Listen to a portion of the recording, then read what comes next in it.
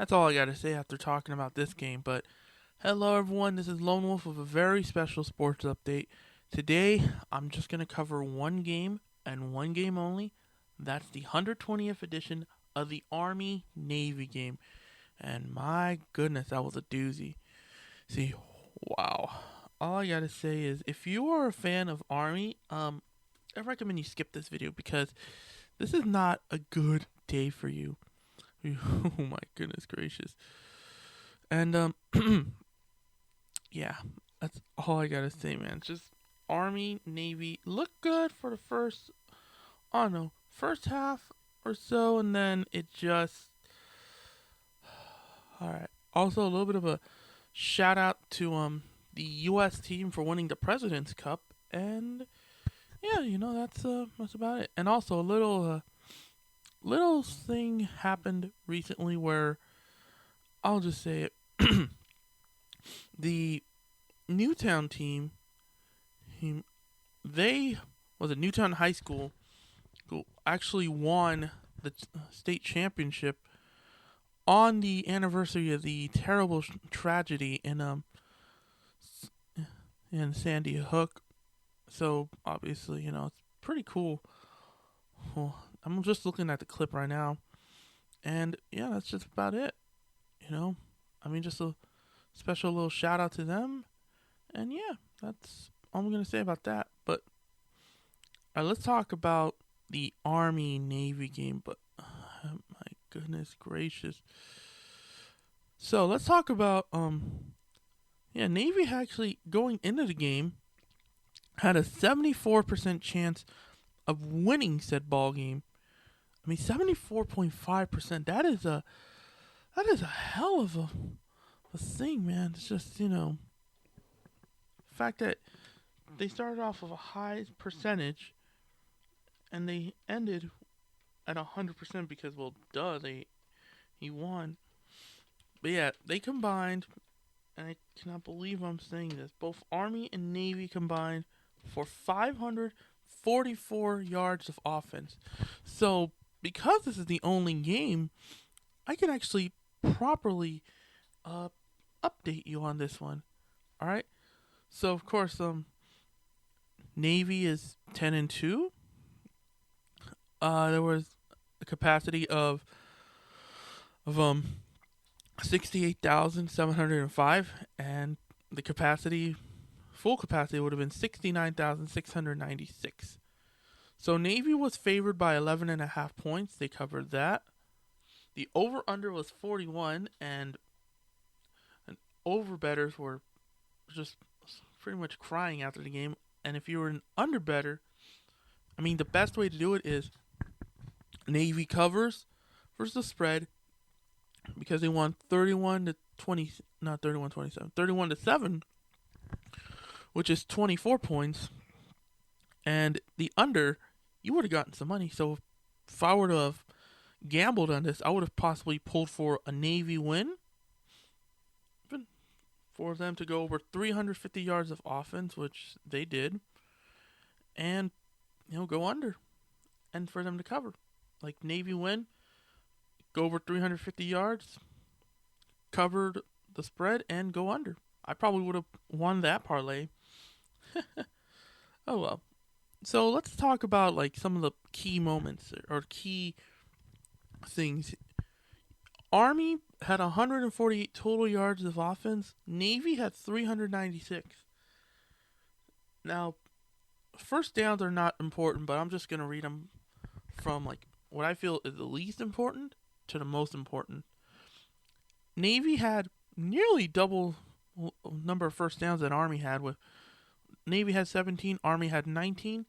Now you gotta win the turnover battle, obviously, and Navy did that, not even giving up any turnovers. Well, Army had two big turnovers. And time of possession, Navy held the ball for more than 30 minutes, even though Army's first possession of the game brought the game clock all the way down to about under a minute, but they could only hold the ball for 27 minutes and 41 seconds, whereas Navy had it for 32 minutes and 19 seconds. All right. So Navy only threw one pass all game, and that was a 1 yard touchdown. And it had 395 rushing yards compared to Navy's, or not Navy, Army's 123. And well, they were. I mean, both teams are very disciplined. In fact, you want to know how many penalty yards they accumulated together? 33. That's right, 33 yards. With Navy only getting 15, Army getting 18. And yeah, that's about it. I mean, that's how it is.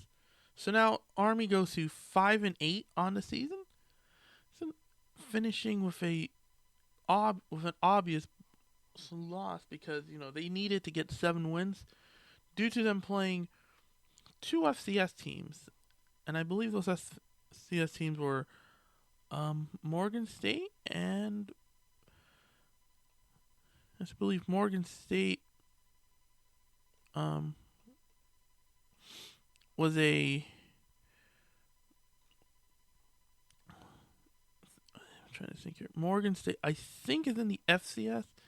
Yeah, they're in MEAC, which is an FCS, and then the VMI Keydets play in the Southern Conference, which is a another conference or another FCS conference. And yeah, that's about it, folks. I mean, Navy crushes Army 31-7. Army obviously scored. So here's how each score was. So Army's first drive came with 27 seconds left in the first quarter, where Christian Anderson went for a 5-yard run that took 18 plays on 78 yards in 10 minutes and 41 seconds. And then from there, Navy just took over. Malcolm Perry took a 55-yard hard stroll. That took 4 plays, 75 yards in a minute 53 that tied up the game. And then Navy dealt the final nail in the coffin with a Jamal Crothers 1-yard pass from Chance Warren. That took 12 plays, 91 yards in about 4 minutes and 36 seconds to end the half. And then third quarter, Jamal Crothers took a 5-yard run. That took 7 plays, 45 yards, and in 3 minutes and 53 seconds, putting Navy up 21-7. Then Brian Nichols hit a 37-yard field goal on a 9-play, 40-yard drive that took nearly 5.5 minutes. And then Malcolm Perry pretty much ended the game on a 15-yard run. That took 6 plays and 47 yards in 3 minutes and 17 seconds. That is the ball game, folks, because at that point, Navy just knows how to play it. So congratulations to Navy, who's going to be playing in the Liberty Bowl on New Year's Eve against Kansas State. And they're already opening as a 2-point favorite, so yeah. All right. So hope you enjoyed this special Army-Navy bowl update or game sports update because, well, this is the game of the year, folks. I mean, this is the last game, and now come the bowls. So after this, I'm going to be taking a little break for the holidays, All right, then. I will see you all in the new year. So have a happy new year and enjoy the sports and, of course, the college football. Goodbye.